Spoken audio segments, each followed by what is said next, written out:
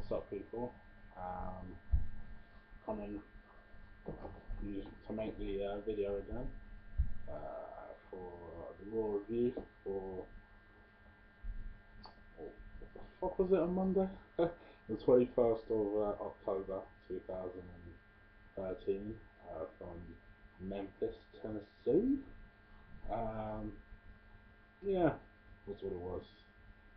I'm gonna still phoning it in. I get the feeling that there's a Raw after Hell in a Cell, maybe an important one.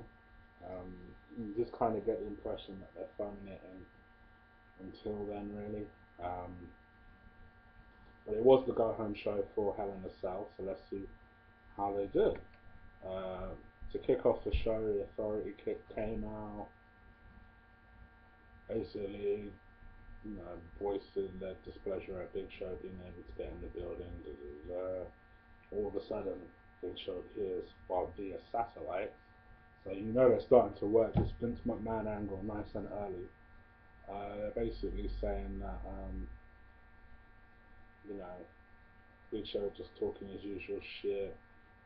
Stephanie was trying to talk to the production crew, trying to find out how the fuck Big Show is appearing via satellite when he's fired.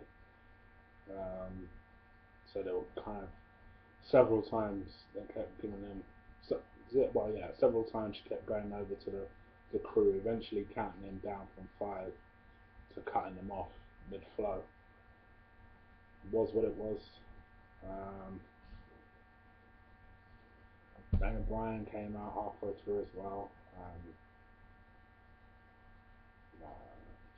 Chat his usual spiel. Anyway, then it went into a match, Daniel Bryan versus Dean Ambrose. Good match. Went on for quite a bit. Um, Ambrose taps out. Then HBK, Steph, and Triple H had a backstage segment. Usual niceties, was what it was. Fairly normal. Stephanie's still trying to sell the. How the hell is Big Show able to appear in the cameras type angles? So, they're starting the ball rolling for the Vince return.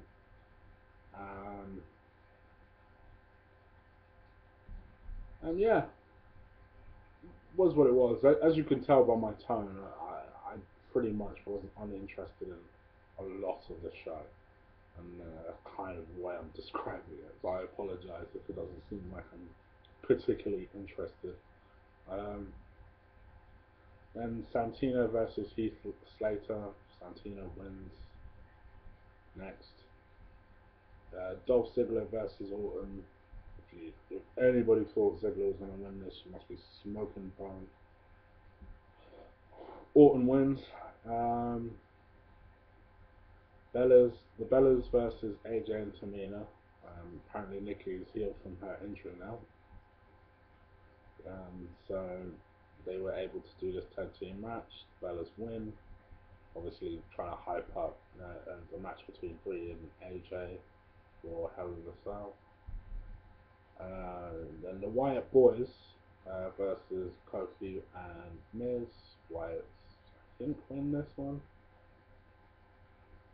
Um, and Big E had a backstage segment basically continuing the feud from last week, where Paul Heyman called him a rookie. So obviously they're really trying to make Big E like a big deal. Pardon the pun. um, and it might be a good way to go. I've always thought Big E would work better as a babyface, as a new Mark Henry type, if you like. So I'm all for it. I'm all for it. I think they need more baby faces.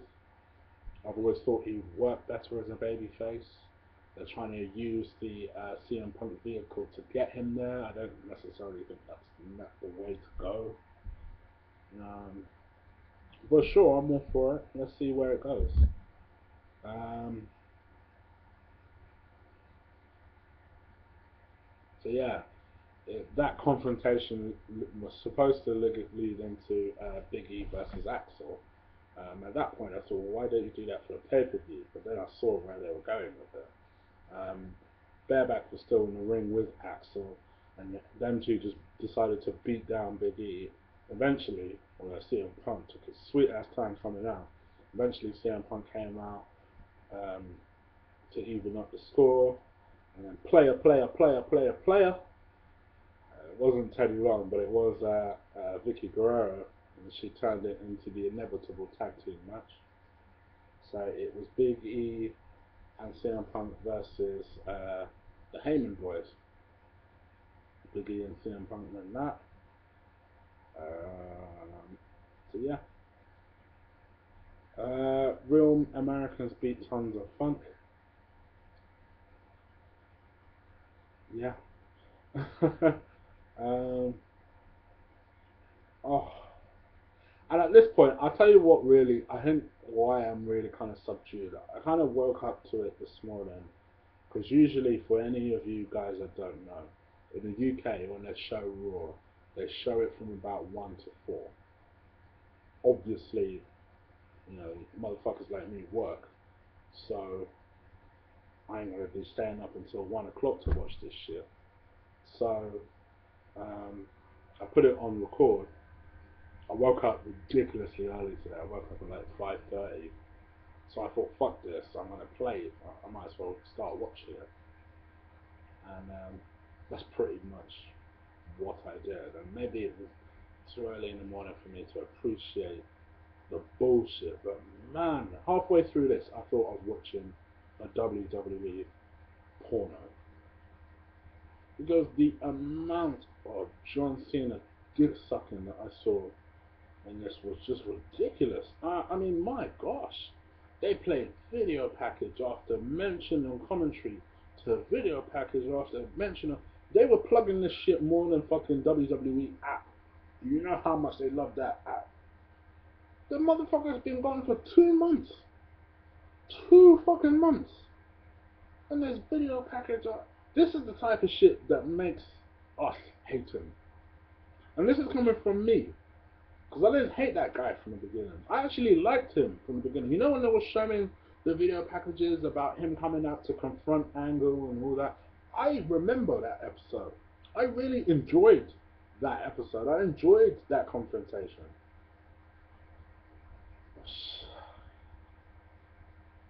Oh my gosh, it just made me feel sick. So that to me, the constant video packages set the tone for this bullshit. And yeah, so then Usos versus Shield had a match. Thinking about it, this was the main event really.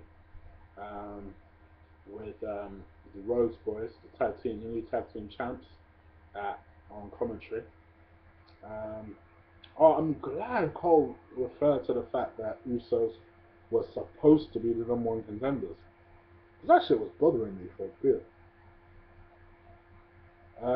When they mentioned that, I kind of had a feeling where they would go with this, and I was right.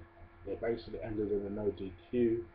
Um, so it probably looks like it's going to be a triple threat tag team match, which I'm all for seeing. You know, all three teams have good appeals.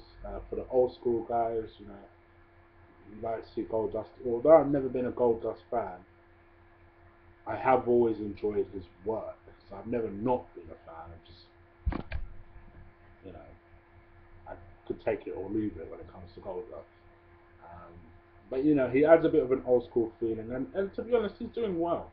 What he's showing is that he's showing that after all these years, he's still in better shape than most of these new guys. So, so for the old school fans, you'd want the Rhodes Boys to win. Um, for your casual fan, you want Usos to win, and Usos are a likable tag team. And then for your internet fans, you've got your Shield and your Rollins motherfuckers who want the Shield to win. So you know, there's a little something for everyone in that little triple threat match. So I'm all for it. Um,